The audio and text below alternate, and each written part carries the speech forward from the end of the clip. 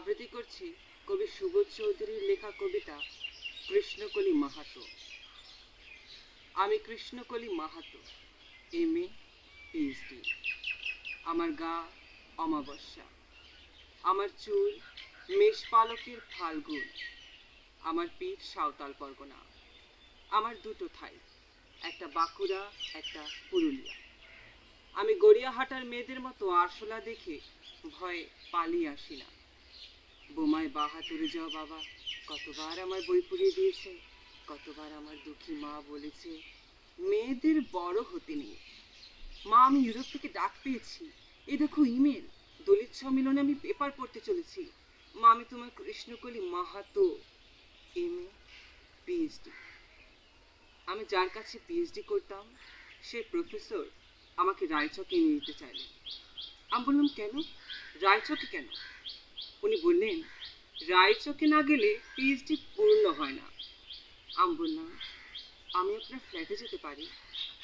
উনি আটকে উঠে বললেন তা না, আমার বাড়ি না। আমার PhD 1 বছর পিছিয়ে গেল। আমি ফোন করলাম, স্যার আমি রায়চকে যাব। হোটেলের ঘরে তিনি আমার মুকুটমণি পরে হাত দিলেন, আমার সাঁওতাল পরগনার হুক খুলে ফেললেন। হা হয়ে দেখতে থাকলেন আমার বাঁকুড়া, আমার পুরুলিয়া। আমার 2 অগ্নিগোলকের কাছে মুখ নিয়ে এলেন। তখনই চিৎকার, আগুন আগুন আগুন, আমি পারবো না। সেদিন আমার প্রফেসর হামায় ফেলে পালিয়ে গেলেন। আমি কৃষ্ণকলি মাহাতো, MA PhD। কত কষ্ট করে, কত অপমান সহ্য করে জঙ্গলে রাত জেগে বই পড়ে আমি এখানে এসেছি। কেউ আমাকে জায়গা ছেড়ে দেয়নি, কেউ কাউকে জায়গা ছেড়ে দেয় না, না পুরুলিয়ায় না কলকাতায়। মা, আমি চেকিং করে ভেতরে এলাম।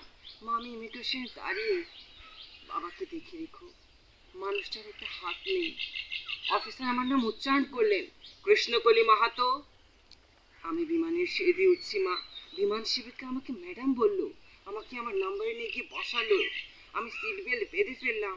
প্লেন রানওয়ে ধরে দৌড়তে শুরু করেছে।